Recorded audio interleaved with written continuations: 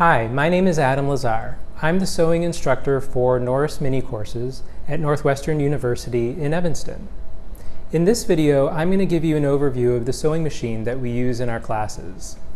This will give you a jump start so that when you take a class with me, or if you're using this machine at home, you have a better understanding of how it works. Sewing machines are kind of like cars. They all perform the same basic functions, but they're a little bit different from each other. So even if you're using your own personal sewing machine and you don't have this particular one, this will hopefully give you a better understanding of how your machine works as well. And we'll also go over some of the tools that we use in class. Okay, let's get started. Let's begin by looking at the front of the machine. So at the top here, we see a knob that says length. This is the stitch length. This is how far the sewing machine needle is going to jump from one stitch to the next. Unless you've been instructed otherwise, I would keep it on 2.5. The other dial that we have in front is the stitch style. So most of the time you think about sewing as a straight line, but you can also have the sewing machine go zigzag back and forth. And again, unless you're instructed otherwise, let's keep it on this measurement right here, which is the straight stitch. Related to the zigzag stitch is the stitch width. So if you were having a zigzag stitch that was going back and forth, left and right as it was moving forward, you'd also adjust the width. But because we're going to be using a straight stitch, we want to keep the width on 0.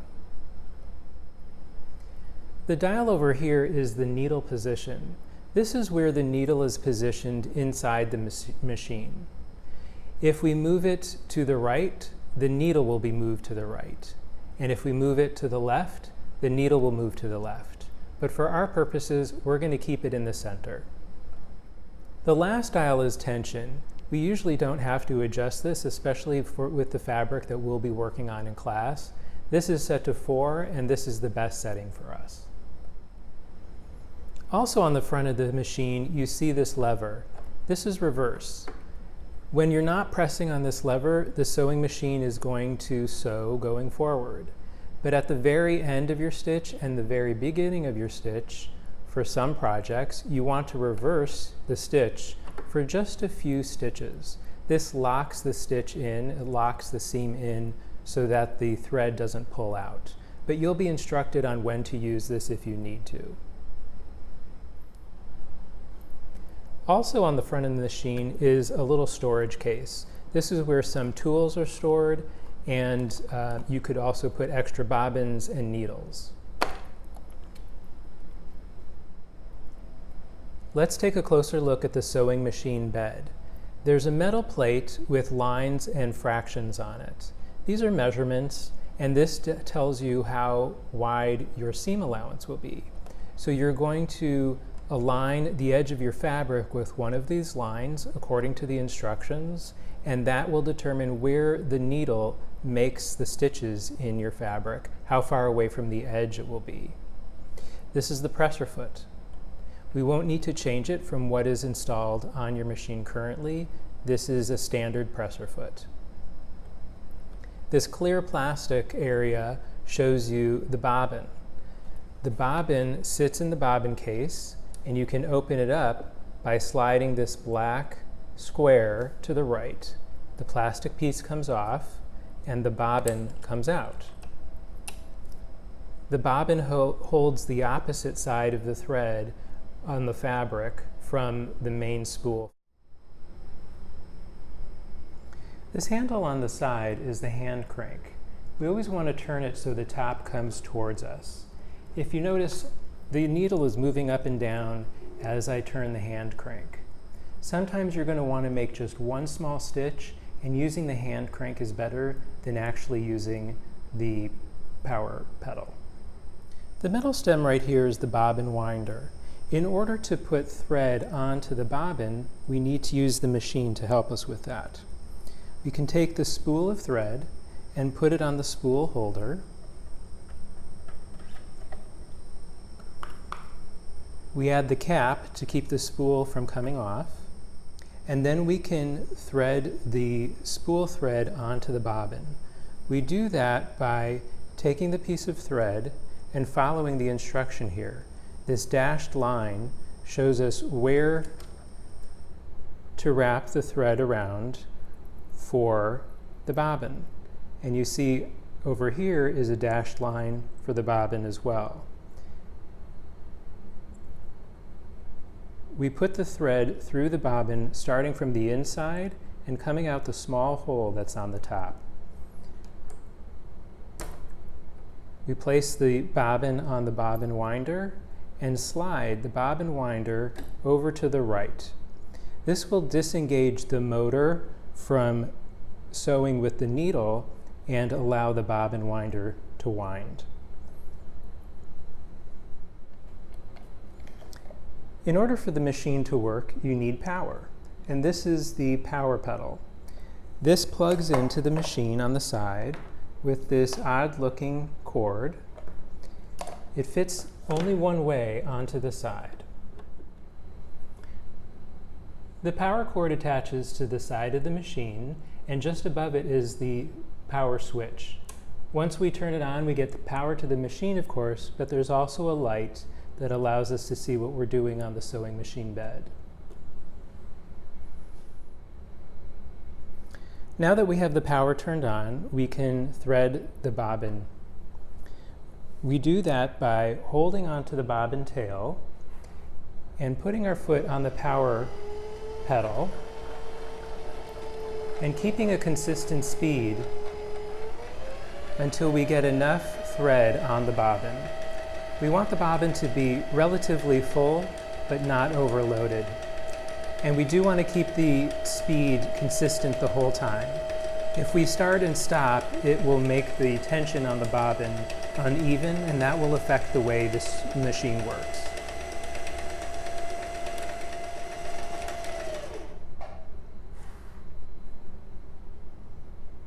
Now that the bobbin is full, we can remove it from the bobbin winder by sliding it over to the left and removing it.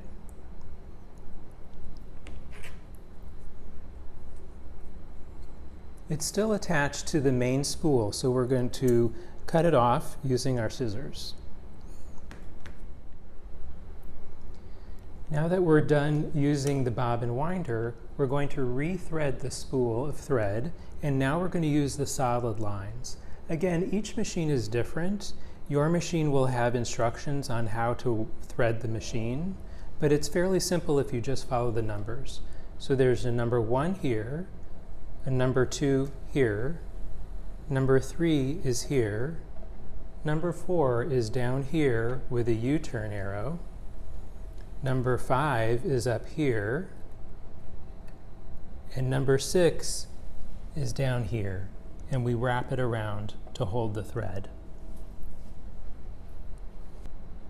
Now that the thread is on the machine, we need to put it through the hole in the needle. We'll pull it gently through, and through the opening on the front of the presser foot, we'll slide this through.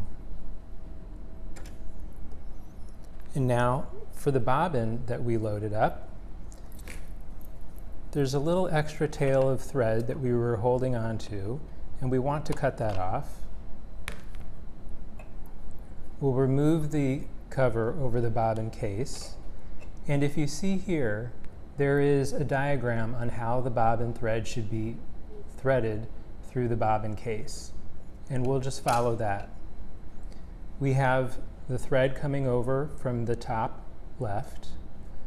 We'll place it in the bobbin case, and there's a little opening, a little break in the solid line right here and right here.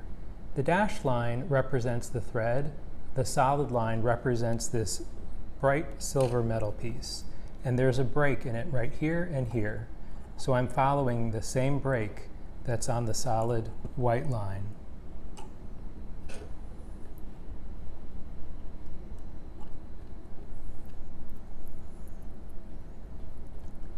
Now we'll hold on to the main thread, and we'll use the hand crank to lower the needle once, and you see that that thread is going to wrap around and grab onto the bobbin thread. That will allow us to bring the bobbin thread up through the throat plate.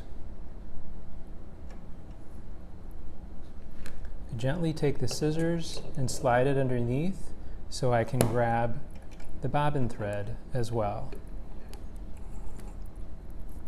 Now we can replace the case. To sew, we want to have these two tails towards the back of the machine and touching the table behind the machine. All right, let's take a closer look at the tools that we're going to be using. All of your tools will come in a red plastic box with a number on it. That number will correspond to the machine that you're using, as well as many of the tools. This tool is a seam ripper. When we remove the cap, it reveals a very sharp point, and even on the inside here, this is sort of like a razor blade. A seam ripper is where you're going to remove a stitch if you've made a mistake. So you gently place the pointed edge underneath one of your stitches, and you can pull it out and rip that out, and that helps you remove the thread. On the top of the cap is sort of a rubbery top, and when you've removed the seam, you might have lots of little pieces of thread, and this is sort of like an eraser. It picks up all those little pieces of thread and allows you to get rid of them. The next tool that we have are scissors. Now, it's very important that the scissors are only used for fabric. It keeps them nice and sharp and gives you a clean cut. This is a hem gauge. It has a plastic piece on it that slides back and forth. It's essentially a ruler, and it allows you to take a consistent measurement when you're folding a piece of fabric over on itself to make a hem. This is an ordinary chopstick. We use this to poke out the corners on fabric when we're turning something right side out. This is a friction erasable pen. You can use this to make measurements on your fabric to see where you need to cut it, and also to where you might make a stitch. This does come out when you iron over it, but I wouldn't use this in an area where you might see it. So we're usually going to use this in a spot that's going to be hidden once the project is finished. This is a chalk liner. So there's a small dial right here, and embedded in here is powdered chalk. This will allow us to make marks and indications on the fabric and brush them away when we're done. Of course, you'll have a spool of thread, and you'll have a bobbin loaded with thread. This pile of colorful plastic is Wonder Clips. These are clips that hold two pieces of fabric together. You might use these, or you might use pins. Pins or Wonder Clips either can be used to hold two pieces of fabric together until you get to the machine to sew the stitch. We're also using sharp Microtex sewing machine needles.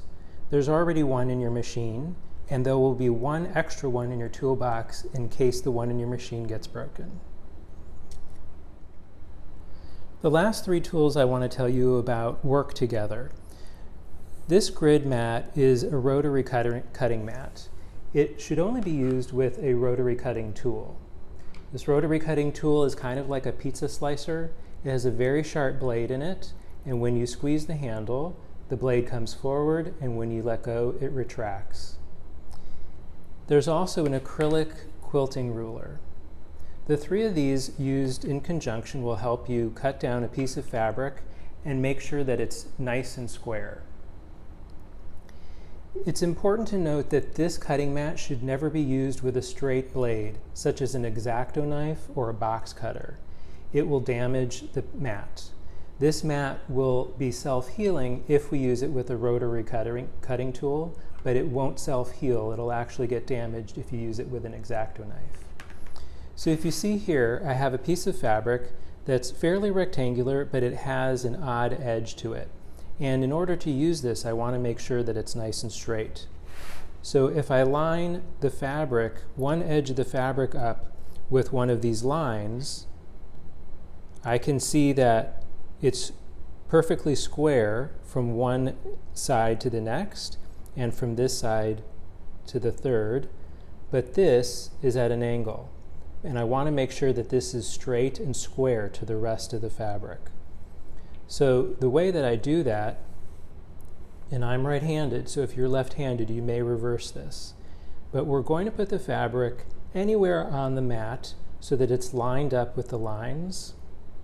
And then we'll use our acrylic ruler and line up the acrylic ruler with any of the lines that are close to the area that you want to cut off. So you have your fabric lined up with the lines on the mat, and you have your acrylic ruler lined up on the lines that are going perpendicular to your fabric. We'll hold the acrylic ruler down on the mat very firmly with our non-dominant hand, and with our dominant hand we're going to make a cut. We do not want to press hard with the rotary cutting tool. It's very sharp and it will do the job.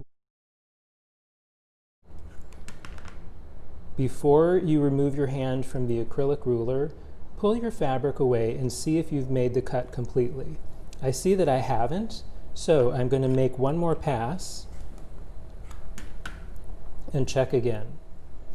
And now I have a nice clean cut piece of fabric that's perfectly square from one corner, from one edge to the next.